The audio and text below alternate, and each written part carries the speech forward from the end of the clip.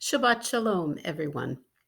You know, most of us have very positive images of Joseph, and yet he is not one of our patriarchs. We have three patriarchs, but Joseph is, I think, almost equally important in the story of our beginnings because it is he who makes sure that Jacob and his whole household, sons and daughters and servants and grandchildren, all get to Egypt.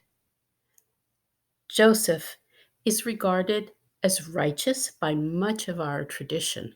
In fact, when we observe the traditional custom at Sukkot of inviting ushpizin into our sukkah, the ushpizin are the spirits, the memories of significant figures in our ancient history that we want to invoke for their importance to our story.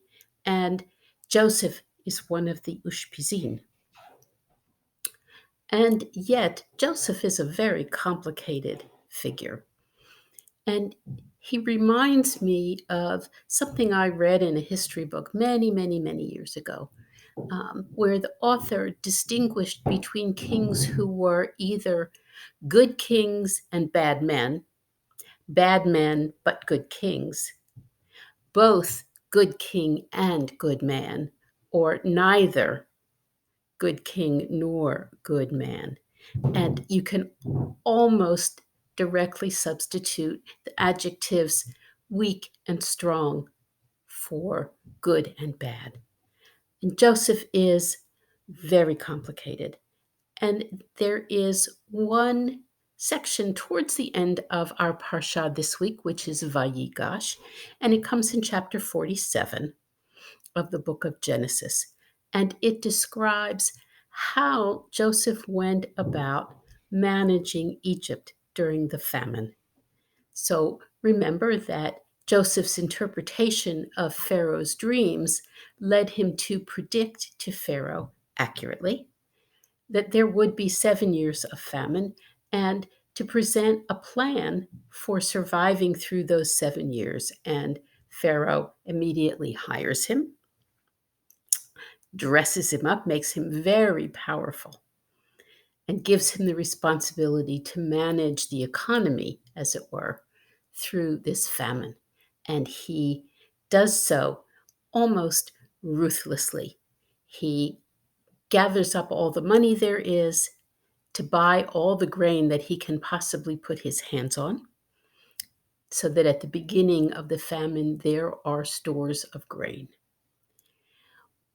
When the people, the Egyptian people, use up the grain that he has acquired for them, he buys their livestock, the people's livestock, and says, "Sell me your livestock, put it up as collateral for grain."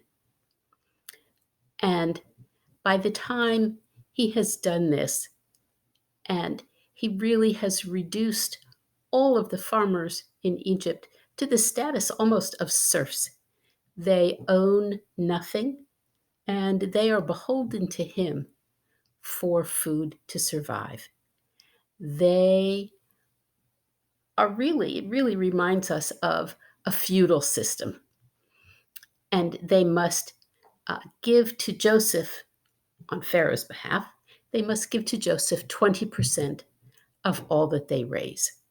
So he has transformed the economy into something very like what we might read about a feudal economy.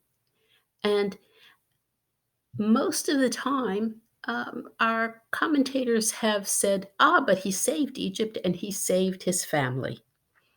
And so, even though this was very difficult and very harsh, it ensured their survival. And they come down on Joseph's side as a wise administrator, as a good man, especially since no matter how much he assimilates, he still is loyal to God and God remains with him. But in recent years, and I discovered this opinion in a commentary by Professor Alan Levinson, who describes how in the past 10 or 20 years, modern biblical scholars have paid more attention to these verses. And this is in chapter 47, beginning at verse 13. He talks about how modern scholars see this as not beneficent, as really harsh and undermining, and not at all in our modern social justice orientation of tikkun olam and respect for individuality, for community, because Joseph is quite ruthless in instituting these laws and making these changes. And so I look at this and I think, well, this is also an example of a particular way of biblical interpretation that Professor Levinson is employing. It's called eisegesis. Now, in exegesis, which is a word that you may be very familiar with, we read the text and we try to tease out what it means. We read between the lines and we try to find in the text what is meaningful for us in our own day. In eisegesis, we read our own attitudes and concerns into the text. And here is a case of eisegesis where the current modern liberal social justice aspect of understanding how Judaism operates in the world comes into play to show us that, was Joseph a good vizier? Depends on who you ask. Was he a good man? Depends on who you ask. If you ask the average Egyptian farmer, he's got a difficult answer, because even though he knows he's getting grain, it has cost him and his family a lot. If you ask someone who is concerned with how we move the Jewish narrative forward, and that Joseph, for all his power, never says that he did this on his own. He always attributes his accomplishments and his judgment, all of his intelligence, to God, and God is with him. It's a different answer. So are we looking at the outcome? Are we looking at the process? Are we looking at the cost? Or are we looking at the benefit? And what is the benefit? And who benefits? And who benefits is a very important question for us as modern liberal Jews. Who benefits? We do note that Joseph's household, that is Jacob's household, all of those brothers and their wives and their servants and their livestock do just fine during this very harsh period of famine. Joseph has put them in the most fertile section of the land, and they are fine. So what happens to our larger narrative? How does this explanation, this view of Joseph's reign, if you will, how does this move our story along? And how does it prepare us? Because we're almost at the end of the book of Genesis. How does it prepare us for the book of Exodus and what comes next? And Professor Levinson's response is, well, perhaps in all those years when Israel was slowly becoming enslaved, in fact, maybe the Pharaoh of Moses' day doesn't remember Joseph, but the farmers do. And the fact that they felt enslaved by Joseph's harsh and very strict rule in order for them to survive made them more willing to tolerate what the next Pharaoh was doing to the Israelites. So, as a literary device here again, it prepares the ground. It gives us a lot to think about.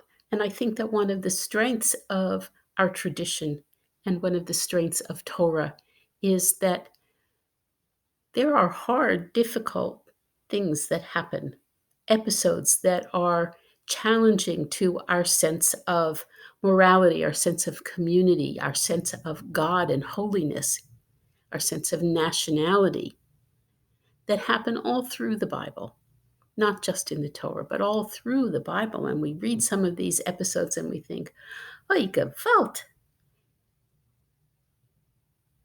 do I really have to believe this? Well, we take it seriously, whether or not we take it literally. We take it seriously and we try as interpreters to understand between the lines, to understand how this perhaps sounded to the original audiences in the earliest generations of the Torah. And Professor Levinson's work also reminds us to be aware that we always, in every generation, read Torah through the lens of our own experience and our own worldview and attitudes. So this certainly makes us sit up and pay attention to Joseph in a different way. These verses, there's not even 10 verses, but it gets our attention and it makes us grapple with issues of power. When we are out of power, how do we view power? But when we have power, how do we understand power? And the Torah is very clear that Joseph is not out for himself. And perhaps that is a saving grace that for those who would view him as very questionable can hold on to, because Joseph admits that he is a cog in a much larger machine and a much larger story. He is not a standalone. He's not someone you can just say, we'll make an exception because he doesn't fit. We have to ask, how does he fit? As a child, as a young man, as a prisoner, as a vizier, how does he fit into our story? And we still have these questions. Is he a good man? Is he a good leader?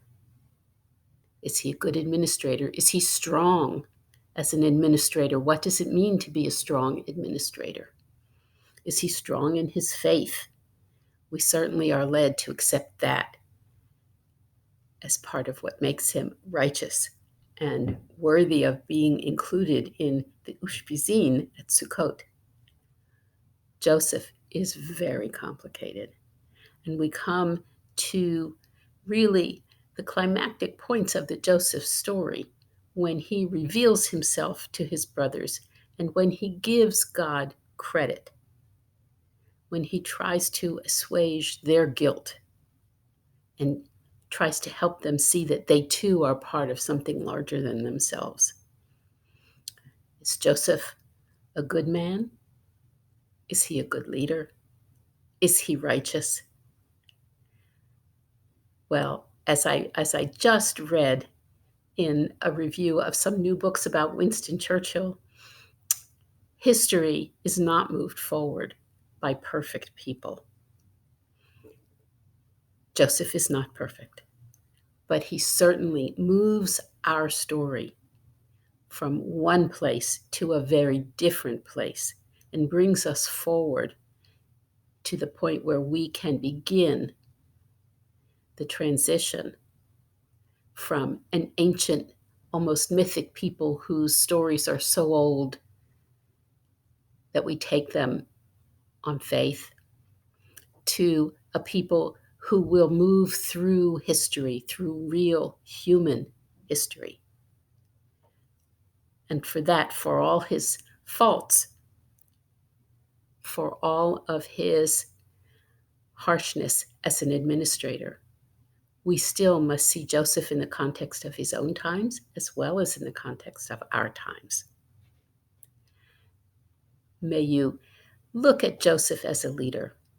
May you look at all of our leaders throughout the Jewish story until this very day, and indeed all of the leaders in our societies these days, with very careful eyes. Are they good? Are they bad? Are they strong? are they weak? What makes them so? And what makes us respond as we do? May study be a blessing for you when we join our Torah study again in 2 weeks with the book of Exodus as we move on and we track our people in their own story, in their own development, which is, after all, our story. Shabbat Shalom.